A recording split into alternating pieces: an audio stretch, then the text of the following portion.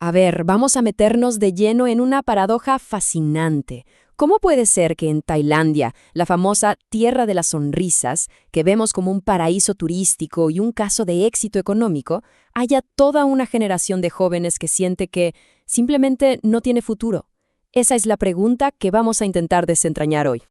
Bueno, esta frase, la verdad, lo resume todo.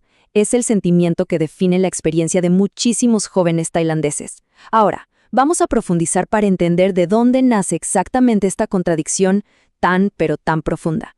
Entonces, el meollo del asunto es este. La desesperanza no viene del fracaso, sino de una desconexión total. Una desconexión entre la imagen que Tailandia proyecta al mundo y la realidad que viven sus jóvenes día a día. Ok, empecemos por la base, por la economía tailandesa, porque es justo ahí donde la raíz misma del éxito del país se convierte, irónicamente, en la fuente de todo el problema. Ojo a este número, más del 20%. Pensemos un segundo lo que esto significa. Una quinta parte de toda la economía del país depende directamente del turismo.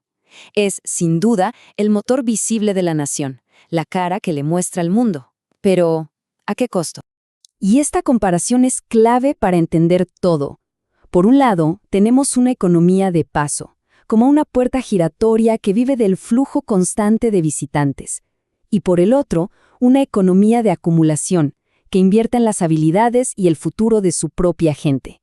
Tailandia, como vemos, ha apostado casi todo a la primera opción. Y claro, esto tiene consecuencias muy concretas. El turismo crea muchísimos empleos, eso es cierto, pero a menudo no crea carreras estables ni bien pagadas. Las habilidades que se aprenden no siempre se pueden usar en otras industrias, así que para muchos jóvenes, la escalera para poder progresar, para ascender socialmente, se vuelve increíblemente empinada, casi imposible de subir. Pero esto no se queda solo en el bolsillo, ¿eh? Vamos a ver cómo esta estructura económica tiene un impacto psicológico profundísimo, casi invisible, en la gente. Y aquí nos topamos con una pregunta que es fundamental. La narrativa oficial, la que te cuentan, dice, estamos progresando. Pero la experiencia personal te susurra al oído, yo estoy atascado. A este conflicto interno, a esta tensión, se le puede llamar una división psicológica. Y no es solo una diferencia de dinero, no. Es un choque brutal entre la realidad que se supone que debería existir y la que se vive todos los días. Y eso, claro, genera una tensión interna enorme. Y aquí viene lo más sorprendente, lo que uno quizás no esperaría. En lugar de generar protestas masivas o enojo, esta presión psicológica lleva a la apatía, a la resignación.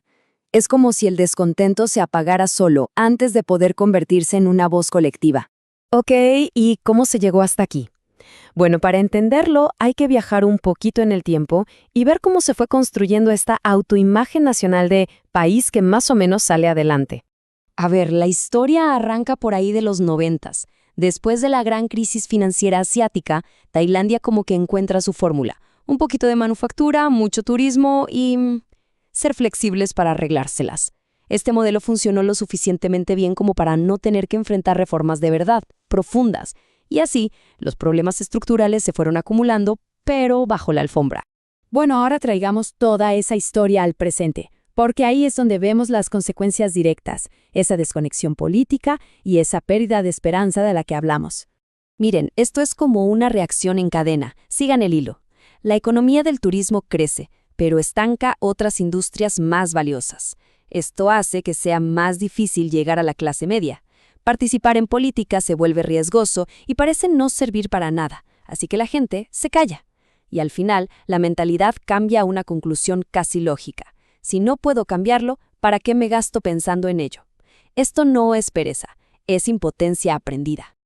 Y la verdad, ¿cómo se expresa la frustración hoy en día? Lo dice todo. Es un cambio radical. Hemos pasado de la protesta activa en las calles, con demandas claras, a un cinismo pasivo en las redes sociales. La energía que antes buscaba cambiar las cosas, ahora se canaliza en la ironía y en reírse de la propia desgracia. Y ojo, que esto es importantísimo entenderlo. El silencio no es necesariamente porque haya una opresión directa que te calle, Es el resultado final de un aprendizaje, de una adaptación racional. Es la conclusión lógica a la que llegas cuando sientes que tu voz simplemente no tiene ningún impacto. Y es justo aquí donde la historia de Tailandia deja de ser solo sobre Tailandia. Se convierte en una especie de advertencia universal, en una lección para muchos, muchos otros países.